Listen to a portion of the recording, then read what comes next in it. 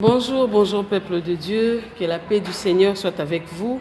Nous sommes vraiment ravis de vous savoir très nombreux devant vos petits écrans, à nous suivre à travers notre canal, qui est le canal Evangelica TV One.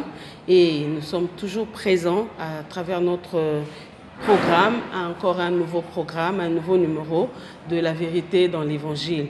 Aujourd'hui, nous allons parler d'un sujet qui affecte beaucoup nos familles en général, surtout nos familles africaines. C'est ce qu'on appelle le dialogue dans la famille. Qu'est-ce qu'un dialogue? C'est quoi un dialogue? Comment dialoguer avec les enfants, avec nos partenaires? Aujourd'hui, nous avons encore la chance, si je peux le dire, le privilège d'être avec notre pasteur, le pasteur Meshach, qui est toujours avec nous et qui va nous parler aujourd'hui de ces dialogues dans la famille. Bonjour papa. Bonjour, salut maman Betty. Je vais en profiter pour saluer tout le monde qui sont déjà préparés. Ils sont en train de nous suivre à travers notre canal Evangelica TV One.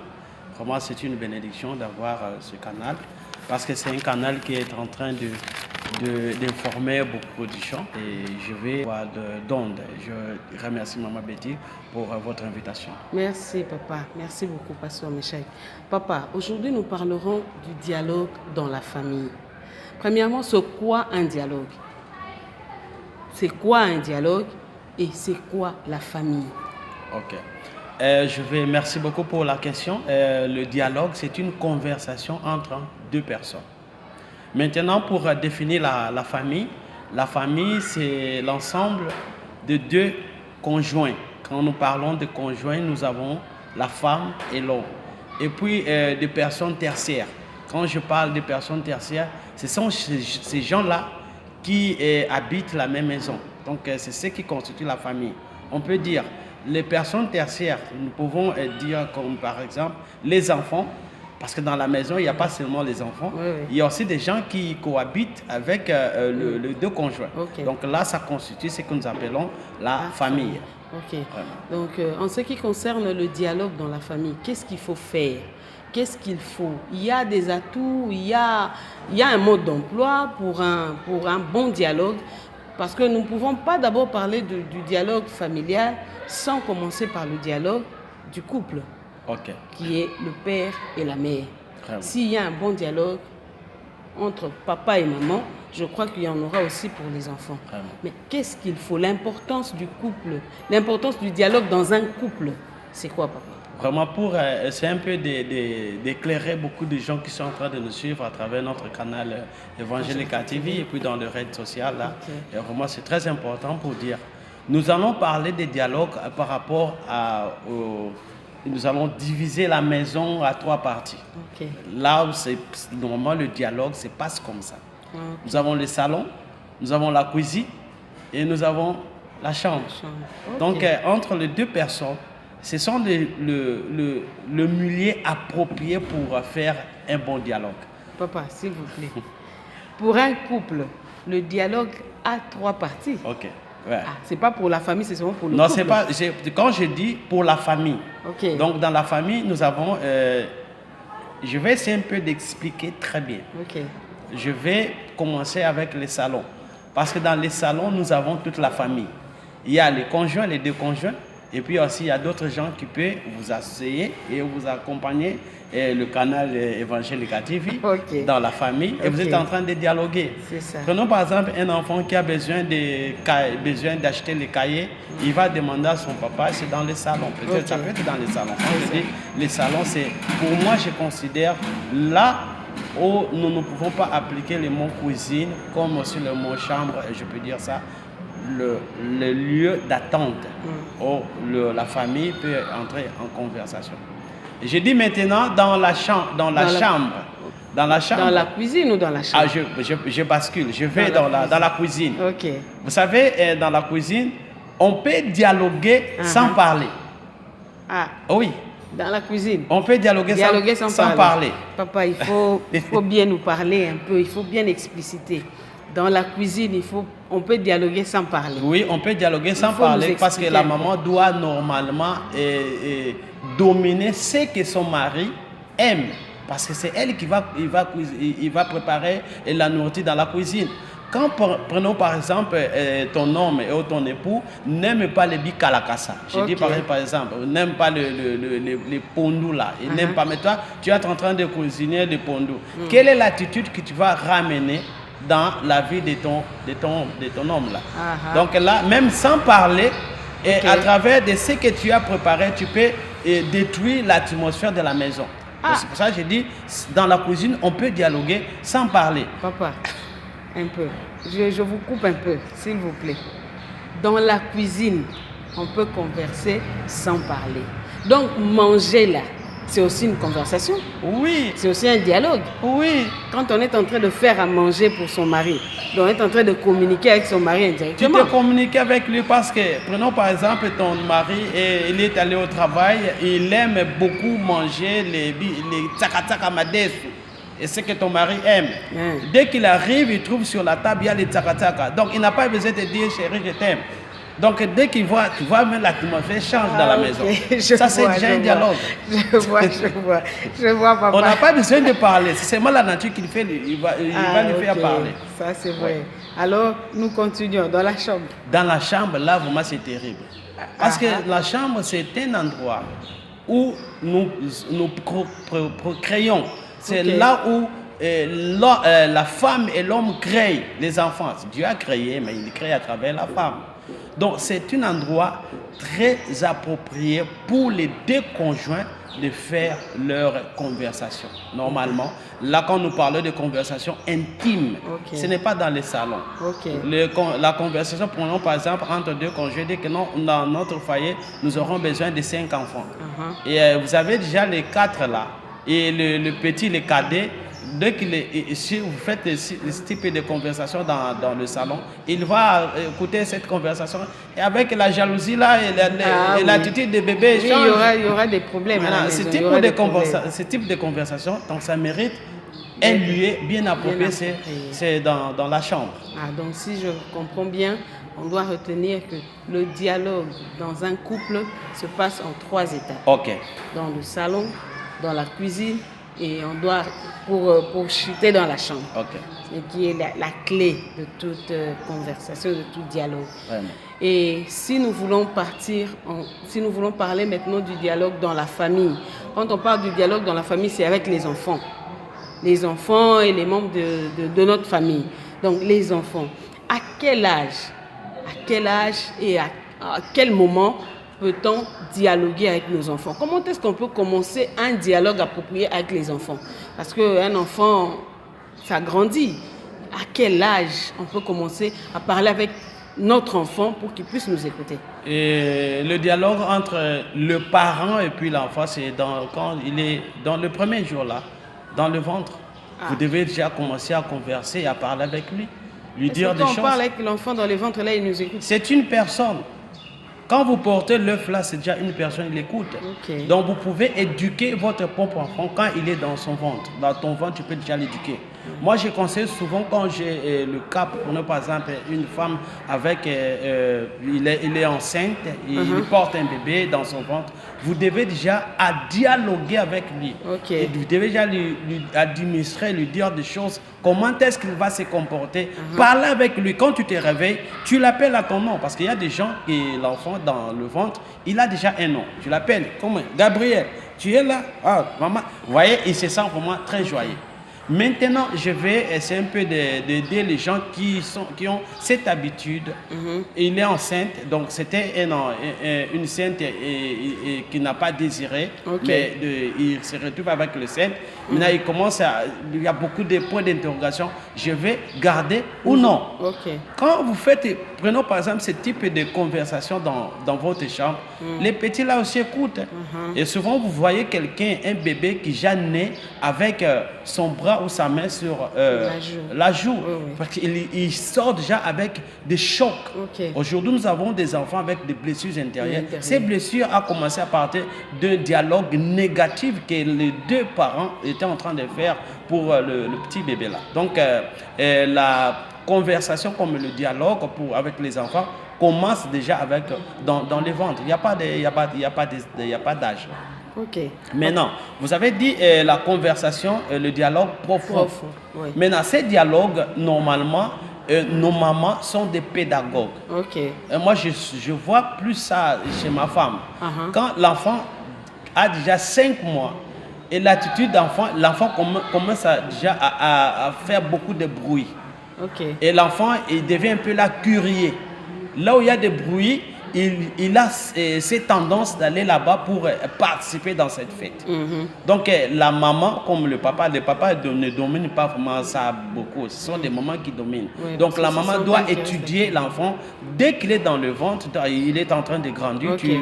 On essaie un peu d'évoluer avec le dialogue. Là. Bon, papa, vous ne nous avez pas bien expliqué comment s'y prendre avec les enfants. Parce que les enfants d'aujourd'hui apprennent dehors. Tout ce qu'ils doivent apprendre à la maison, ces enfants apprennent dehors. À quel âge? Surtout pour les adolescents, des enfants qui grandissent, de jeunes. Comment est-ce qu'on doit parler? Comment est-ce qu'on doit dialoguer avec les enfants pour que les enfants puissent nous écouter et mettre en pratique ce que le papa ou la maman veut qu'elle soit? Nous avons diverses sortes de manières pour le dialogue, un bon dialogue entre l'enfant et puis le parent. Il y a d'autres pratiques que moi j'appelle le kuba. C'est dans la Bible nous dit chicoter l'enfant, et là vous allez retirer son âme dans la perdition. Okay. Là ça peut arriver quand tu lui dis des choses, il n'écoute pas, tu peux un petit fouet là, hein, et tu es en train de l'aider afin de ne pas tomber dans beaucoup d'erreurs. Mais non, et pour dialoguer, éduquer l'enfant commence dans le bas âge. Par exemple, le petit bébé là, une fillette, là c'est un travail, plus il travaille aux mamans, hein, lui montrant comment faire des choses. Il ne doit pas avoir vraiment beaucoup de tabous. Aujourd'hui, dans notre société africaine, c'est ce qui nous tue, ce sont les tabous. Ça, et quand il y a, on parle, et je vais te faire un peu rire là, il y a une maman qui disait souvent à son bébé là, hein, il a donné le nom de sexe. Il a dit les toutous, hein, tonton. Il appelle les tontons. Et maintenant, l'enfant sort, il y avait un invité chez eux là, il sort, il montre, bah, oh là, tonton taï. Vous voyez, ça, c'est le tabou, ça peut aussi tuer. Donc, quand vous voulez dialoguer avec votre enfant, il n'y a pas vraiment, je peux dire, dès son arrivée dans ton ventre, vous êtes censé déjà de dialoguer avec lui. C'est très important. Vraiment. Maintenant, nous avons des filles, nous avons des garçons. C'est ça. Quelle sorte de dialogue? Vraiment, c'est ce que c'est là où je voulais en arriver. Comment parler avec des garçons et des filles? Parce que dans nos familles africaines, nous avons, c'est vrai, dans nos familles en général, nous avons des filles et des garçons. Mais c'est différent. Comment est-ce qu'on doit parler? Seulement le papa doit parler avec son fils, la maman doit parler avec sa fille ou vice-versa. Là, on ne sait pas. Là, nous sommes en train de voir les adolescents. Les adolescents, il y a le petit là qui avait une voix là un peu fine et puis la voix grossie. Il n'avait pas de poils, il a maintenant de poils, il est en train de changer. Là, c'est un devoir, nos mamans, au papa. Voilà. Et puis la maman a su quelque chose à dire. Mais le papa doit être un ami. Notre problème aujourd'hui dans nos foyers, c'est pour cela que nous voyons que beaucoup des enfants, ils sont engrossés. Pourquoi? Parce qu'on ne les a pas administrés.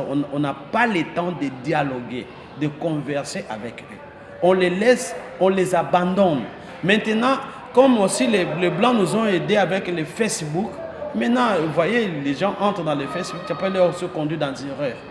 Et pourtant, le travail que normalement devaient faire, ce sont les parents, mais ils ne l'ont pas fait. Et nous ne le faisons pas. Nous abandonnons nos filles, nous abandonnons nos enfants. Or, si nous enlevons ce que j'ai bien dit là, les tabous, on serait censé de leur dire ce qui est vraiment très nécessaire, ce qui est important pour leur survie dans l'avenir, dans la société. En tout cas, merci beaucoup, papa. Nous continuons.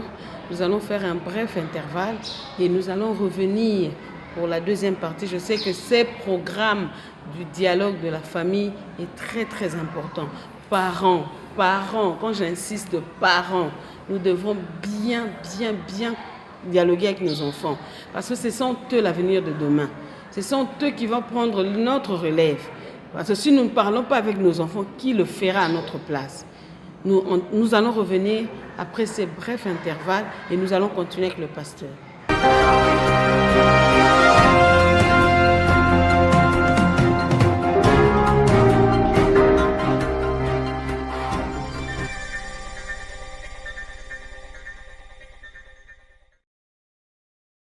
Fidèles téléspectateurs, nous sommes de retour dans notre émission La vérité dans la parole, émise sur le canal Evangelica TV One, qui est sur toutes nos plateformes.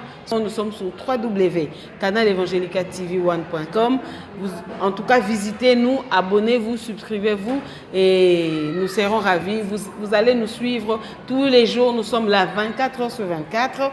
Nous sommes là sur satellite. En tout cas, nous sommes là pour vous servir.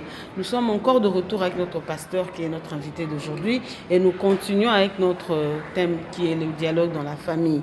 Papa, c'est quoi l'impact de la complicité des parents sur les enfants? Quand les parents sont complices, ça a un impact dans la vie des enfants qui sont tout autour de nous, parce que dans nos familles africaines, le papa et la maman, si vous voyez le papa et la maman s'asseoir, en tout cas côte à côte, c'est qu'il y a un problème. Ceux qui sont dehors pour attendre, c'est qu'on a mis l'insecticide à la maison pour qu'ils entrent pour dormir. Il n'y a pas de complicité, il n'y a pas d'intimité. Parce que les enfants n'auront pas une bonne conception de la vie dans le mariage. Est-ce que la complicité des parents a un impact dans la vie des enfants sur le plan du dialogue? Merci beaucoup, Maman Betty, pour la question. Et je vais répondre dans le sens qui est déjà au début, j'avais dit, le dialogue, c'est en 3 parties, donc en 3 positions, donc 3 différents endroits. Donc, le problème aujourd'hui, les dialogues entre 2 conjoints veulent souvent faire les dialogues dans la chambre. Ok. Parce donc que là, là, donc le salon, il n'y a pas un problème de salon, ils ne sont pas là. Et les cuisines, il y a des fois aussi la cuisine, bon, ils s'en foutent, la femme s'en fout. C'est là où commence le problème. Okay. C'est là où commence le problème. Si la femme ou l'homme ne sait pas séparer, ne sait pas donner l'importance à ces 3 endroits, là où il y aura des problèmes. Okay. Ça se passe aujourd'hui. Sur 100% de mariage, il y a seulement, je peux dire, 2 réussites à cause de dialogue. Okay. 98 et 98, là, c'est un manque de dialogue. Où la femme ne sait pas vraiment préparer, ne sait pas prendre soin de son homme, de son mari, c'est ce qui crée aussi des problèmes. Si les parents sont complices, il y aura aussi la complicité des enfants envers le parent ou comment? Vraiment, pour répondre dans cette question, aujourd'hui, nous avons un petit problème, un petit souci. Et donc, nos enfants sont en train de copier ce qu'est la réalité de 2 conjoints.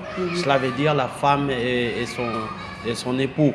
Donc, s'il y a vraiment une bonne relation, il y a un dialogue permanent entre les 2 conjoints, donc les enfants aussi vont copier. De ce qui s'est fait aujourd'hui, les 2 parents, ils n'ont pas une bonne relation, donc le dialogue n'est pas permanent.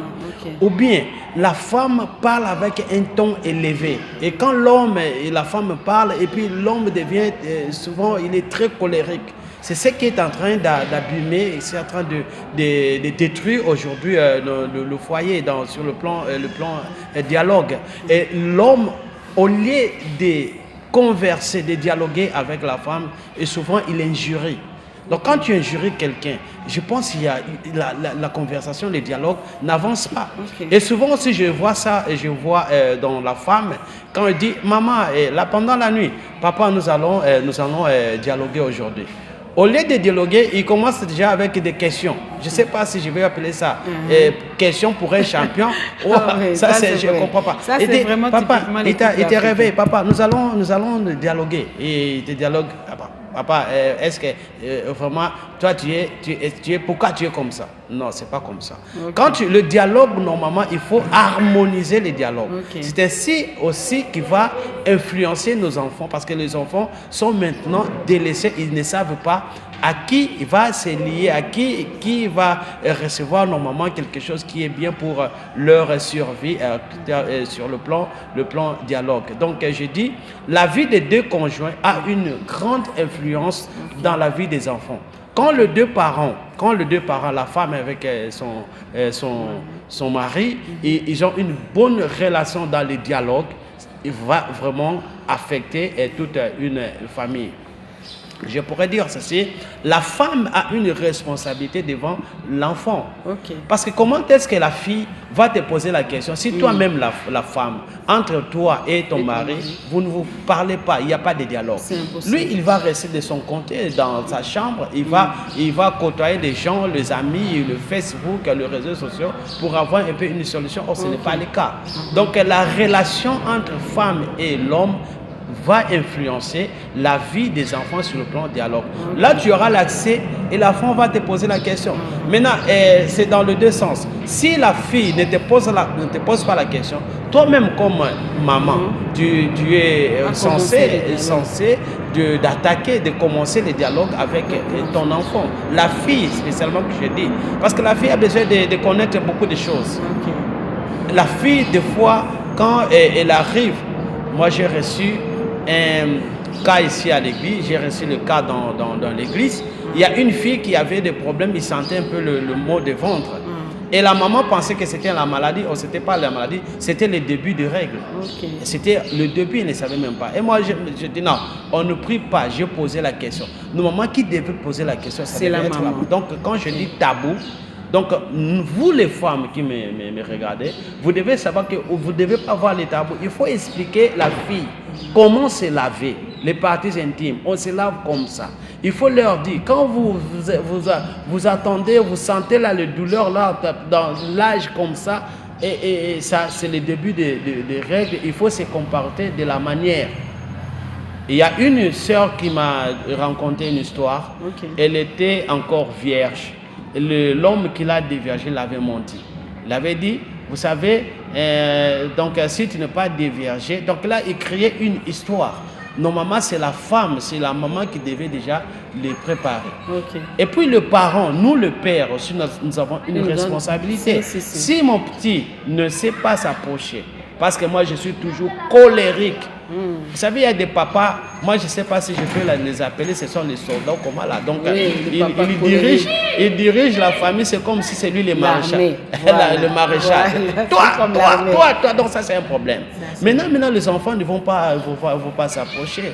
Nous avons besoin de maintenir l'équilibre dans notre famille, moyennant les dialogues. Les dialogues doivent être permanents entre le papa et son fils, entre la maman et sa fille. Entre les deux conjoints aussi, c'est aussi très important. Donc, sur le terme dialogue, je pense on a beaucoup à dire. Parce qu'il y a aussi les dialogues entre la famille et Dieu. Voilà. Il y a aussi les dialogues entre les deux sœurs. Sœurs et sœurs. Okay. Filles et frères. Donc, nous avons vraiment, c'est très profond pour, si nous pouvons continuer de dire, nous allons nous interniser ici. Ok. En tout cas, nous allons vers la fin de notre émission. Nous allons vraiment vers la fin de notre émission et je crois que nous avons été bénis de la part de Dieu parce que le pasteur nous a tout dit. Le pasteur nous a presque tout dit, tout parlé, il a tout dit et nous devons vraiment dialoguer avec nos enfants, entre nous, partenaires, conjoints, maris et femmes. Nous devons vraiment dialoguer pour que notre foyer, notre famille aille de l'avant. C'est ça. Et papa, quel conseil donnez-vous aux couples, aux parents, envers les enfants, aux parents? Comment est-ce qu'ils doivent s'y prendre comme conseil et votre mot de la fin? Vraiment, le conseil que je vais prodiguer à ceux qui sont en train de me suivre, et tu es un papa, tu dois savoir que non, toi, tu as une vraiment responsabilité comme père. Donc la première des responsabilités, si tu peux le faire, tu dois le faire avec amour. Parce que c'est toi l'homme qui est la source de l'amour. Quand on dit l'amour, c'est l'homme qui doit aimer la femme. Et vraiment pour ce même cas aussi concernant le dialogue, la femme doit aussi savoir qu'elle doit être vraiment soumise. Donc la soumission. La soumission, quand je vois la soumission, je vois aussi la tendresse. Parce que toi, la femme, excusez-moi de te tutoyer un peu là, la femme, en général, je peux dire, la tendresse est dans la femme, c'est pas dans l'homme. Oui, c'est ça, dans la femme. Quand les choses là sont vraiment bien respectées, nous allons maintenir l'équilibre dans notre foyer. Et nous allons voir que nos enfants seront toujours de notre côté et ils ne vont pas nous cacher des choses. Donc là, nous allons maintenir l'équilibre dans notre foyer, moyennant le dialogue. Le dialogue doit être vraiment permanent. Donc, comme conseil, et le mot de la fin, je vais d'abord remercier tout le monde qui sont en train de me suivre. Vraiment, et je remercie le canal Evangelica TV, qui est vraiment un canal qui est en train d'aider beaucoup de gens à travers le média, à travers les prédications. Que Dieu bénisse notre président Charlie qui vraiment est en train de nous aider. Que Dieu bénisse Maman Betty. Et je veux aussi remercier, saluer ma femme, saluer Maman Pauline. Et je vais saluer tous les enfants de l'église et bon pasteur ici en Angola sur première rue de Frescura, ici à Pétrangol. Et je veux aussi remercier et puis saluer mon pasteur, le visionnaire de notre communauté, qui est le pasteur Esras. Je vais saluer ma maman Bernadette, tout le monde qui sont en train de me suivre. Tout le monde, je vous aime, j'aime mes enfants, vraiment, que Dieu vous bénisse. Merci beaucoup, merci. En tout cas, peuple de Dieu, nous sommes très très ravis. Vous étiez nombreux en train de nous suivre et nous savons que vous allez continuer à nous être fidèles à votre programme qui est la vérité dans la parole.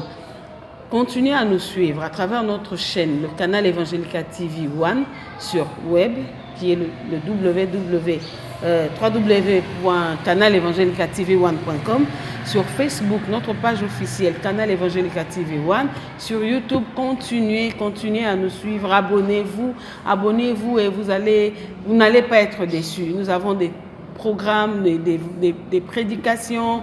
En tout cas, vous ne serez pas déçus. Merci beaucoup parce que vous étiez avec nous, vous nous accompagnez, vous nous donnez vos conseils et vous nous suivez de partout.